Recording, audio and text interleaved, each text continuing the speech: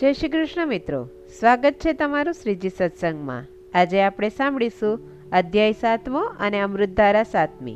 તો ચલો શરૂઆત કરીએ। અધ્યાય 7 મળમાસ પુરુષોત્તમ માસ કેમ થયો? સૂત બોલ્યા કે હે તપોધન ભાઈઓ, તમે જે પ્રશ્ન કર્યો તે જ પ્રશ્ન નારદ મુનિએ શ્રી નારાયણને કર્યો હતો, અને પછી જે શ્રી નારાયણ પ્રભુએ ઉત્તર આપ્યો હતો તે જ ઉત્તર હું તમને કહું છું। નારદે પૂછ્યું કે એ અપાર પારખું દુઃખ જાણી વિષ્ણુ ભગવાન મૌન રહ્યા। તે પછી હે બદ્રીનાથ નારાયણ, તે પુરુષોત્તમ પરમાત્માએ શું કહ્યું હતું તે કહો। શ્રી નારાયણ બોલ્યા, હે પુત્ર નારદ, ગોલોકનાથ શ્રી કૃષ્ણ ભગવાને જે ગોહ્ય વચન શ્રી વિષ્ણુને કહ્યું હતું તે જ હું તમને કહું છું। દંભરહિત ઉત્તમ ભક્તોને સર્વ કહેવું જોઈએ। પુરુષોત્તમનું એ વચન ઉત્તમ કીર્તિ કરનાર, પુણ્યકારક, ઉત્તમ પુત્ર આપનાર, ઘણા બધા પુણ્યોદાયક છે। માટે અનન્ય ભક્તિથી તે સાંભળવા જેવું છે અને આચરવા જેવું પણ છે। શ્રી પુરુષોત્તમે શ્રી વિષ્ણુને તે વેળા કહ્યું કે હે વિષ્ણુ, આ મળમાસનો હાથ પકડી તમે અહીં લાવ્યા તે ઠીક જ કર્યું છે। અહીંથી તમે લોકોમાં કીર્તિ પામશો। તમે જે જીવને સ્વીકાર્યો છે તેને મેં પણ સ્વીકાર્યો છે એમ જાણી તેને મારા જેવો સર્વોપરી કરીશ। હું મારા ગુણો, કીર્તિ, 6 ઐશ્વર્ય, પરાક્રમો, ભક્તોને વરદાન આપવું અને બીજા જે જે ગુણોથી લોકોમાં પુરુષોત્તમ તરીકે પ્રખ્યાત થયો છું તે સર્વ ગુણો આજથી આને અર્પણ કરું છું। તેમજ લોકોમાં તથા વેદોમાં મારું પુરુષોત્તમ એવું પ્રસિદ્ધ નામ છે તે પણ હે જનાર્દન હું આને આપું છું। આનો સ્વામી પણ હું જ થાઉં છું। આના નામથી આખું જગત પવિત્ર થશે અને મારી સમાનતા પામી આ મહિનો બીજા બધા મહિનાઓનો અધિપતિ થશે। વળી જગતમાં પૂજનીય અને વંદનીય થશે। આની પૂજા કરનારા સર્વ લોકોના દરિદ્રનો નાશ થશે। બધા મહિનાઓ તો કામનાવાળા છે, પણ આને હું નિષ્કામ કરું છું। સર્વ લોકોને આ મોક્ષ આપનાર થશે। મહાભાગ્યશાળી સંન્યાસીઓ, બ્રહ્મચારીઓ તથા બીજા મહાત્માઓ જેને માટે આહાર રહી તપશ્ચર્યા કરે છે, દ્રઢ વ્રતો કરે છે, ફળ, પાંદડા તથા વાયુનો આહાર કરે છે, કામ ક્રોધ ત્યાગી જીતેન્દ્રિય બની ચોમાસામાં પણ વગડામાં રહી ટાઢ તડકો સહન કરે છે, તો પણ હે ગરુડધ્વજ, તેઓ મારા અવિનાશી પદને પામતા નથી। પરંતુ જેઓ આ પુરુષોત્તમ માસના ભક્ત બનશે તેઓ તો માત્ર એક જ મહિનામાં ગઢપણ તથા મરણથી રહિત તે પરમ પદને અનાયાસે પ્રાપ્ત કરશે। એ મનુષ્ય મારી પાસે આવ્યા પછી જન્મ, મરણ, ભય, આદિ, વ્યાધિ તથા ગઢપણથી ઘેરાયેલા સંસારને ફરી કદી પામતો નથી। આવું વેદ વચન સત્ય છે। આ મહિનાનો અધિપતિ હું થાઉં છું। આને હું જ પ્રતિષ્ઠા પમાડું છું અને આને પુરુષોત્તમ એવું નામ પણ હું અર્પણ કરું છું। તેથી આના ભક્તોની ચિંતા રાત દિવસ મને જ રહેવાની। આના ભક્તોની સર્વ મનોકામના હું જ પૂરી કરવાનો છું। હે વિષ્ણુ, મારા પોતાના આરાધન કરતા મારા ભક્તોનું આરાધન મને વધારે છે। અતિશય મૂઢ જેવા જે લોકો આ પુરુષોત્તમ માસમાં જપ, દાન આદિ નહીં કરે, સત્કર્મો તથા સ્નાનથી રહિત રહેશે અને દેવો તથા તીર્થો, બ્રાહ્મણોનો દ્વેષ કરશે, તે દૃષ્ટ દુર્ભાગી થઈ પારકા ભાગ્ય ઉપર જીવનાર થશે। જેમ સસલાને શિંગડું કદી હોઈ શકે નહીં, તેમ તેઓને સ્વપ્નમાં પણ કદી સુખ મળશે નહીં।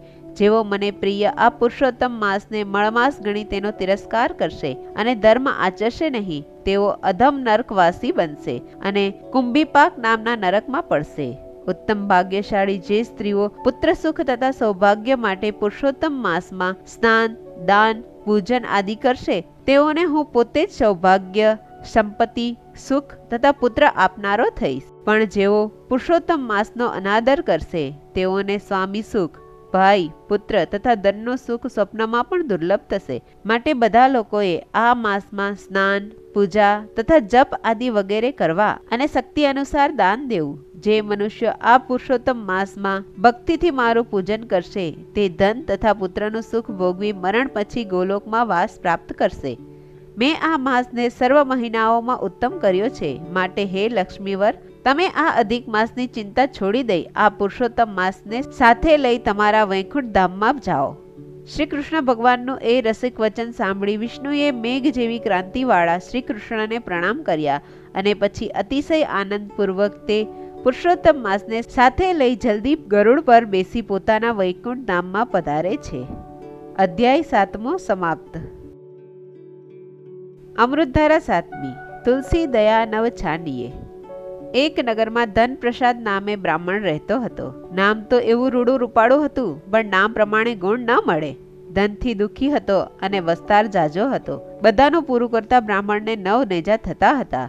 ક્યારેક તેને સીધું મળતું અને ક્યારેક કામ પણ મળતું ન હતું. ત્યારે ઘરમાં નાના મોટા સર્વેને ભૂખે ટીચાવવું પડતું હતું અને બાળકો તો રાડારાડ કરીને ગામ ગજવી મૂકતા હતા. જ્યારે બ્રાહ્મણને લાગ્યું કે હવે પોતે ઘરનું ગુજરાન ચલાવી શકે તેમ નથી, ત્યારે કંટાળીને તે જંગલમાં જતો રહ્યો. જંગલમાં એક મહાત્માની ઝૂંપડી હતી. ત્યાં વિસામો ખાવા તે રોકાયો. મહાત્માએ તેને ખાવાનું આપ્યું અને ઠંડુ પાણી પીવડાવ્યું. પછી પૂછ્યું કે તમે બ્રાહ્મણ લાગો છો, પરંતુ મહાદુઃખથી ઘેરા ગયા હોય એમ તમારું મોઢું જોતા લાગે છે. તો તમે મને તમારી હકીકત કહો, મારાથી બનશે તે મદદ તમને કરીશ. બ્રાહ્મણે પોતાના નિર્ધનપણાની તેમજ બહોળા વિસ્તારની વાત મહાત્માને કહી અને પોતે સંસારથી કંટાળીને આત્મહત્યા કરવા જઈ રહ્યો છે તે પણ જણાવ્યું. મહાત્માએ તેને આશ્વાસન આપતા કહ્યું કે તમે વિપ્રદેવ થઈને કેવી વાત કરો છો? આત્મહત્યા એ તો ઘોર પાપ છે અને જીવનની દોરી ટૂંકાવવાનો અધિકાર પ્રભુ સિવાય કોઈને નથી. દેવોને પણ દુર્લભ એવો માનવદેહ શું વેડફી નાખવા માટે છે? માનવીએ નિરાશ થવું ન જોઈએ. કાળા માથાનો માનવી ધારે તે કરી શકે છે. માનવી પ્રબળ પુરુષાર્થ ને પ્રભુ ભક્તિ કરે તો રિદ્ધિ સિદ્ધિ એના ચરણોમાં આડોટે છે. માટે ધીરજ ધાર ભાઈ, ધીરજના ફળ મીઠા છે. બ્રાહ્મણે કહ્યું કે હે મહાપુરુષ, ધીરજની હવે હદ આવી ગઈ છે. નાના બાળકો જ્યાં મુઠ્ઠી દાન પામી શકતા નથી ત્યાં ધીરજ તો ક્યાંથી રહે? એવું કેવું કે અન્નને અને દાંતને વેર હોય? માટે આપ મને ઉગારવાનો કોઈ રસ્તો બતાવો. મહાત્માએ કહ્યું કે વિપ્રદેવ, તમે અહીંથી સીધા ઘેર જાઓ. 2 દિવસ પછી પુરુષોત્તમ મહિનો બેસે છે. તે તમે આખો મહિનો પુરુષોત્તમ વ્રત કરો. અધિક માસ પૂરો થતા સુધી રોજ સવારે સૂર્યોદય પહેલા નદીએ જઈને સ્નાન કરવું, કથા વાર્તા સાંભળી યથાશક્તિ દાન કરવું, તેમજ એકટાણું કરવું. તમે પતિ પત્ની આખો મહિનો શક્તિ પ્રમાણે ભક્તિ કરશો તો તમારા પર પુરુષોત્તમ ભગવાનની કૃપા ઉતરશે અને દરિદ્રતા તમારી દૂર થઈ જશે. બ્રાહ્મણ મહાત્માને નમન કરી બોલ્યો, હમણાં જ હું ઘેર જાઉં છું અને પુરુષોત્તમ મહિનો બેસતા અમે બંને વ્રત આદરીશું. મહાત્માના આશીર્વાદ લઈ બ્રાહ્મણ ઘેર પાછો ફર્યો. ઘરના બધા ચિંતા કરી રહ્યા હતા. બ્રાહ્મણે બનેલી વાત પત્નીને કહી એટલે તેણે પણ પુરુષોત્તમ મહિનો નહાવાનો સંકલ્પ કર્યો.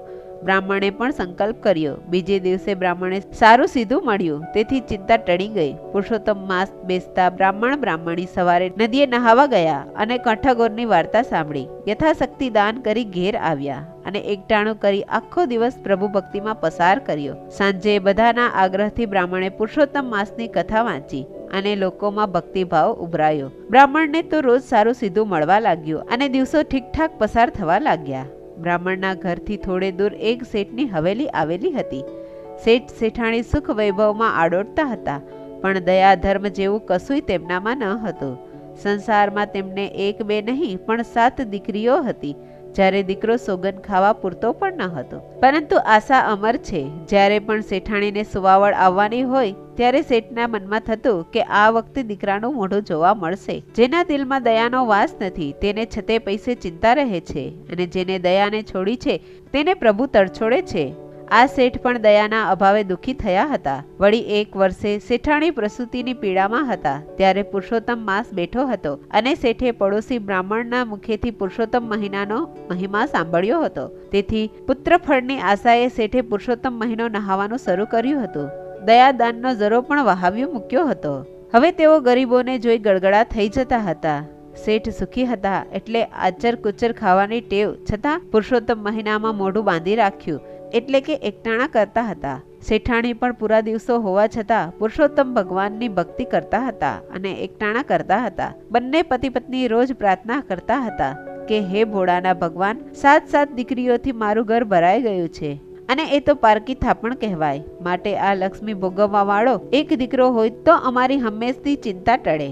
આમને આમ અધિક માસની એકાદશી આવી. બીજે દિવસે દ્વાદશી થતી હતી. તે દિવસે રાતના શેઠને ભ્રમણા થવા માંડી કે જરૂર શેઠાણીને દીકરી અવતરશે. અરે રે, મારી ઈચ્છા પૂરી નહીં થાય. સુતેલા શેઠને સ્વપ્ન આવ્યું. સ્વપ્નમાં પુરુષોત્તમ ભગવાન આવીને કહેવા લાગ્યા કે હે વણિક, તું પુત્રફળની આશાથી મારું વ્રત કરી રહ્યો છે અને અહીંથી થોડે દૂર રહેતો બ્રાહ્મણ ધન ફળ મેળવવા મારું વ્રત કરી રહ્યો છે.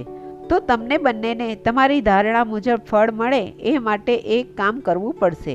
તું રોજ સાંજે જે કથાકારની પાસે બેસી કથા વાર્તા સાંભળે છે તે કથાકારની હાલત ઉપર દયા લાવીને તારે તેને એટલું દ્રવ્ય આપવાનું છે કે તેની દરિદ્રતા ટળી જાય.